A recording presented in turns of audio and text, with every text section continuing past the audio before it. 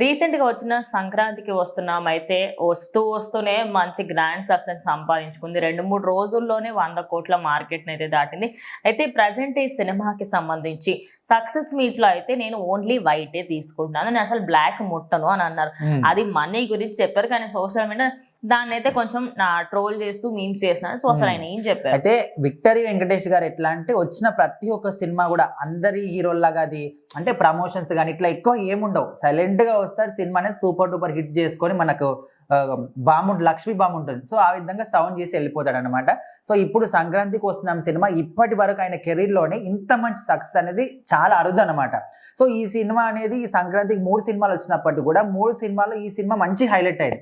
మంచి super duper hit ఒక వారం రోజుల్లోనే 200కు పైగానే కోట్లు సంపాదించింది. సో ఇప్పుడు నిన్న సక్సెస్ మీట్ అయితే పెట్టారు సినిమాకి సంబంధించి. సో అక్కడ మాట్లాడుతున్నప్పుడు నేను ఎప్పుడు కూడా ఇక్కడ మనకు ఒక కథ వచ్చిందంటే దాని నుంచి ఎక్కడ మనం ఎక్స్పెక్ట్ చేయొద్దు. మన దేవుడు ఏది ఇచ్చిండు మనం అది తీసుకోవాలి. ఇంకా ఎక్స్పెక్ట్ చేసినాం అనుకో దానికి ఇంకా తగ్గుతుంది తప్ప ఎక్కువ రాదు. సో ఈ సినిమా విషయంలో అనిల్ రావిపూడి మాత్రం చాలా అద్భుతంగా డైరెక్షన్ చేశాడు. ఆయన కథ కావచ్చు, ముఖ్యంగా ఆయన చెప్పినప్పుడు నేను విన్నప్పుడు కూడా ఏమంత అనుకోలేదు. సో ఓకే నచ్చింది చేద్దాం అనుకున్నాను. కానీ సినిమా చేసిన తర్వాత థియేటర్లో వస్తున్న రెస్పాన్స్ చూసిన తర్వాత అసలు నేను అసలు ఊహించలేదు ఇంత అద్భుతంగా సినిమా ఆడుతుందని ఆయన చెప్పి.